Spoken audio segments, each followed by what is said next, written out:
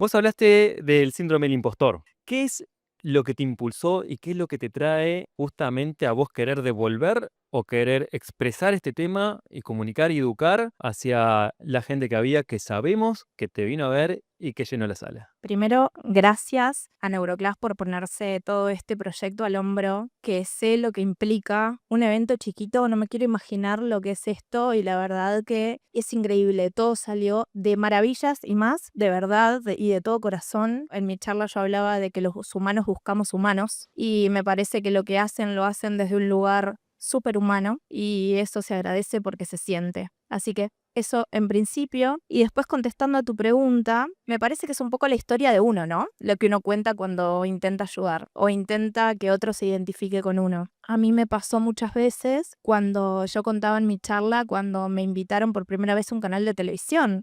O este momento que decís, ¿cuánto lo voy a poder sostener? Me fue bien, pero esto lo puedo sostener y ahora vos me decís, la sala estaba llena. Sí, qué hermoso, pero qué presión. ¿No? Como, ¿cuándo voy a poder sostener? ¿Cuánto tiempo? Y la vida te va enseñando que todo eso es una voz, ¿no? Que tenemos y que no somos nosotros. Y yo en un momento a esa voz le puse Voldemort, porque se me ocurrió. Y yo me creía Harry con una varita mágica emocional, ¿no? Como callando esa voz o cambiándole el contenido y sumando logros, pero no desde el ego, sino desde logros personales que tenían convicciones proporcionales a mi propósito, ¿no? Que tenía que ver con algo que yo quería estar siendo, no que yo quería alcanzar y que se acabara en ese momento. Entonces, cuando nada, apareció esta oportunidad, dije, ¿de qué puedo hablar? Y si hay algo que me identifica, es hablar de esto y entender que quizás nunca nos vamos a dejar de sentir un poco impostores, pero lo importante es entender que no debemos acumular logros y dejarlos en un placar, sino entender que los que lo logramos fuimos nosotros, ¿no? Y no ir atrás de una zanahoria que quizás nos pone otro. Ir atrás de la nuestra, ser auténtico, ser genuino, que creo que eso es lo que nos conecta con un otro, ¿no? Bueno, hermoso lo que decís, un poco para contribuir a combatir a Voldemort, a tu voz. Espero que tenerte de nuevo el año que viene porque quedó gente afuera de tu charla. O sea, quiero que eso también seas consciente, ¿no? De lo que implicó el tema que trajiste, tu voz, ¿no? Me encanta que le hayas puesto Voldemort porque es un concepto maravilloso el que tiene toda la saga de Harry Potter con respecto a la voz crítica. El innombrable, exacto, ¿no? Este concepto aparte de que se mete dentro y le habla al personaje. Yo lo trabajo mucho con ese concepto, me parece maravilloso. Un poco, ¿cómo crees que se necesita o cómo se puede combatir nuestras propias voces más a nivel personal o individual, más allá del consultorio? Porque sabemos que hay mucha gente que no tiene un acceso al espacio terapéutico. Entonces, ¿cómo crees que vos también desde tu lugar, desde tu rol en este tipo de eventos, puede ayudar a las otras personas a combatir esa voz? Yo creo que es esto, dejar de que sea innombrable, ¿no? Empezar a nombrar lo que nos pasa, a decir. Y uno cuando siente que al otro también le pasa y al otro también le pasa, dice, ah, no soy yo solo, ¿no? Y te empezás a identificar y empezás a hablar con más libertad.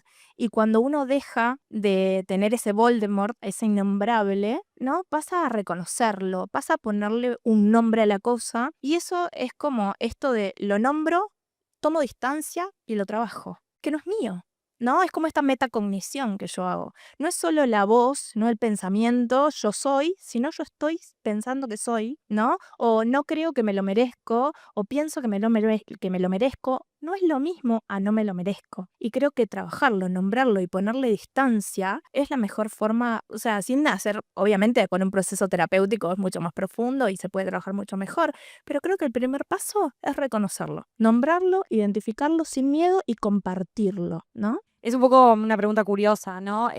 Esto de la silla vacía, ¿no? Del nombre de tu charla. ¿Por qué surge? ¿Por qué elegiste ese nombre? La silla vacía es como que viene a mostrar esa voz o eso que implica el no querer merecer o el no sentir que me merezco ese lugar. Entonces, dejo una silla vacía siempre en algún lugar donde estoy. Yo obviamente como que traté de ponerlo como en el consultorio, ¿no? Esa silla vacía que a veces dejamos y no nos creemos un buen terapeuta o no creemos que somos capaces de ayudar a alguien de la manera que lo necesita, ¿no? Entonces, nunca ocupo esa silla porque no me creo merecedor. Entonces ahí está la otra silla vacía, imaginaria, ¿no? Que al final de mi charla yo me siento y digo, me creo que sí merezco esta silla y hoy estoy acá y por eso estoy acá, ¿no? Es un poco eso, esa es como la metáfora que utilicé para la charla. ¿Cuál es la diferencia entre el logro y el merecimiento? O sea, yo logro esto, es algo que me da placer, me gusta en base a mi propio esfuerzo. Ahora, el merecimiento, ¿quién lo pone? ¿Lo pone uno o lo pone el otro? ¿O en base a qué me merezco esto? En mi charla hablamos un poco de las redes y de los espejos que nos distorsionan, que nos desdibujan. Entonces, y yo hago una pregunta un poco retórica, que uno ya sabe la respuesta,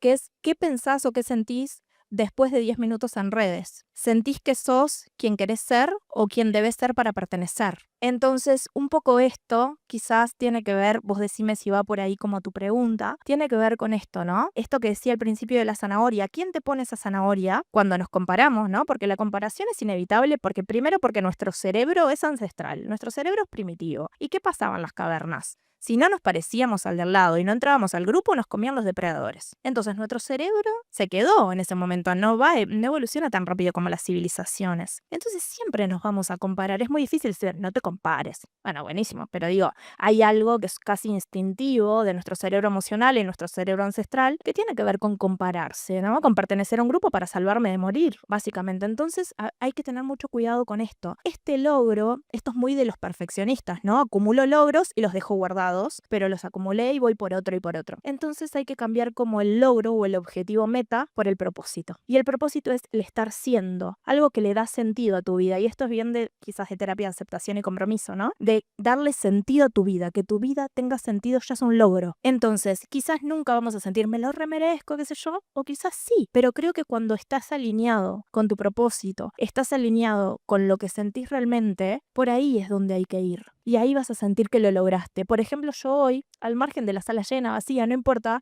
yo sentí que pude y me siento muy orgullosa de mí. Después quizás me viene el miedo de poder sostenerlo, porque tiene sentido en mi propósito de democratizar la psicología. Porque esto hoy está acá, pero hoy a través de las redes puede llegar a cualquier persona que tenga un celular. Entonces, sí, es un logro que quizás académicamente decís, bueno, lo puedo poner en mi CV, pero es un propósito para mí, que es democratizar y divulgar psicología de manera rigurosa. Bueno, era un poco una reflexión lo que tengo de escucharte en esto de la importancia. Yo pregunto mucho, ¿no? Con esto de la voz que desacredita el logro, ¿no? ¿Dónde la escucharon o si les hace acordar a alguien, ¿no? Entonces ahí entramos en el entorno, en la historia, en la crianza, en el aprendizaje, etcétera. Lo importante que me parece también esto que decís y lo que comunicás a las personas para entender que eso no nos pertenece. O sea, me requedo con eso que dijiste, ¿no? Que estoy totalmente de acuerdo como profesional en lo que necesitamos para combatir lo que no es mío. Yo te preguntaba lo de la silla vacía un poco por un ejercicio que a veces aplico, con un ejercicio que a veces aplico en esto de ir de una silla a otra en donde está mi voz compasiva y mi voz crítica. Entonces, un poco preguntarte cómo vos combatís en el consultorio, qué herramientas es como para combatir eso, qué tipo de ejercicios usás. Ese ejercicio que vos nombrás es de la terapia gestáltica, ¿no? Y se utiliza un montón. Y a veces decimos, bueno, eso es de Gestalt, eso de psicoanálisis, eso no sé qué, pero a veces está bueno integrar cosas. Y a mí, mi primera psicóloga era gestáltica y yo tenía 18 años. Cuando empecé a trabajar yo individualmente con mis cosas, y me hacía mucho ese ejercicio. Y yo creo que ahora que vos lo traes, digo, mirá, ese nombre no es porque sí. O sea, tiene mucho que ver con esta voz crítica y compasiva, ¿no? Y yo soy más TCC, más neurociencia, ¿viste? Como más, parece como más estricta y rigurosa en algunas cosas, pero digo, mirá cómo acá se me cuela todo esto blandito que todos tenemos, que no quiere decir que porque hagamos TCC no seamos blandos y no seamos, nada, humanos, pero a lo que voy es que sí, se trabaja mucho desde este lugar, quizás no utilizando como el recurso de la silla vacía, pero yo muchas veces lo nombro y muchas veces trabajamos nada, pensamiento automático, pensamiento intrusivo, ¿no? Cómo cambio, cómo reestructuro y reformulo mis pensamientos. En TCC se trabaja mucho sobre la reestructuración y el cambio de contenido del pensamiento, ¿no? Entonces, este es mi pensamiento intrusivo o automático y empiezo a entrenar una alternativa un poco más amigable. Entonces empezamos a cambiar el canal neuronal. Yo tengo un canal neuronal por default, que es el canal esto, ¿no? Que vos decías, como las creencias. ¿De dónde vienen las creencias? De nuestra crianza. O de alguien que en algún momento fue importante para nosotros, que no tiene por qué ser madre, padre, tutor, hermano, que nos dijo algo y le creímos. Y nos creímos que éramos eso. Entonces, para nosotros eso es una máxima. Entonces, esa creencia nos limita. Se trabaja mucho con creencias, se trabaja mucho con aceptación radical también, que hay cosas que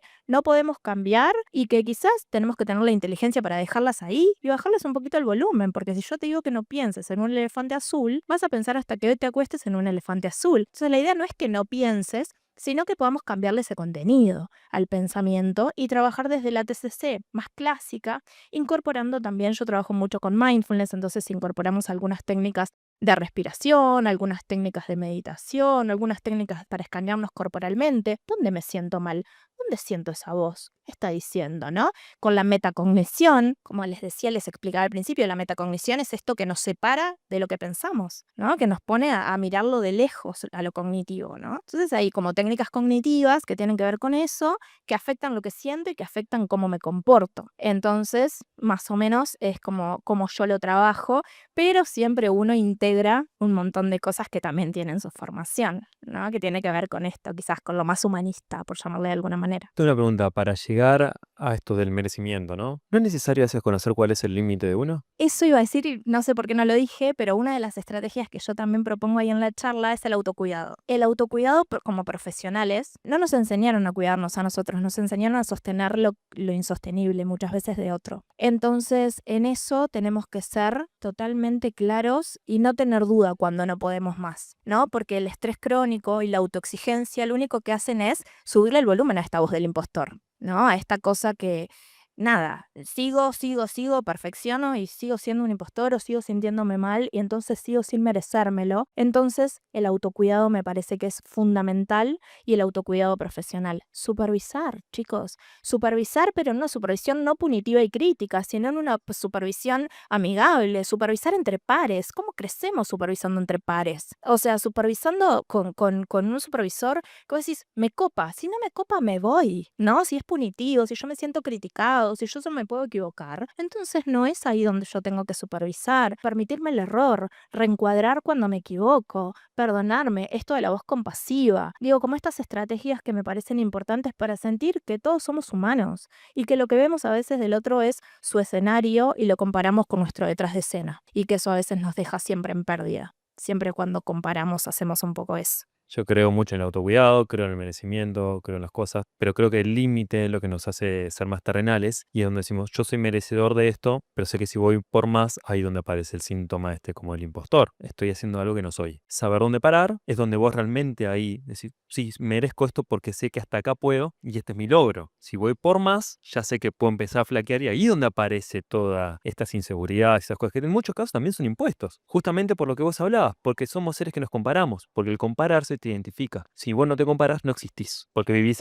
en soledad. Ese es el mensaje de nuestro cerebro porque quedó ancestral. Si yo no me sumo al grupo, no existo. Me comió el depredador, que no me salvó porque yo estaba solo. Entonces, ¿qué hace un depredador? Busca al animal solitario. Entonces, hagamos equipo, chicos, hagamos redes, juntémonos, hablemos de lo que nos pasa, pongámosle nombre. Yo decía en la charla como Voldemort o el nombre de tu ex, lo que quieras, pero no sos vos. Como esto de lo más importante es hacer redes, es compartir entre colegas, es escuchar al otro, saber qué tiene para decirnos, aprender, ser humilde. Me parece que eso es lo más importante, es lo que nos hace crecer más. Porque yo no voy a aprender más si creo que me las sé todas. Yo voy a aprender más si me considero que en algo soy ignorante. Entonces, si yo no escucho al otro, no aprendo nada. Y mismo con eso, que si esa voz interna que te está diciendo todo esto, yo siempre le digo a los muchachos con los que trabajo, amigate con eso, porque en realidad lo que te está diciendo es, hasta acá vas, este es tu límite, hasta acá puedes ir, más que esto no, amigate con eso, escúchalo, aceptalo, y ahí fluir de una manera, bueno, termina siendo hasta más auténtico, porque está poniendo justamente en la tierra, cuando a veces lo queremos superar, es cuando empezamos a flaquear, porque nos termina estando ahí, ¿no? ¿No? Les decía esto de, bueno, si yo acepto, si yo sé que esto, tengo inteligencia para saber qué cosas puedo cambiar y qué cosas no, me voy a sentir mucho más chill que si yo intento cambiar todo lo incambiable, lo imposible. Entonces hay momentos que hay que aceptar, hay que amigarse, pero la palabra es aceptación, ¿sí? Bienvenido al mundo de los imperfectos, ¿no? Imperfecto no significa impostor. Y así me parece que es como la frase de cierre. Muchísimas gracias, No, de verdad. ustedes. Gracias también por traernos tus palabras a este festival. Así que bueno, esperemos que la edición que viene tenerte también. Muchas gracias.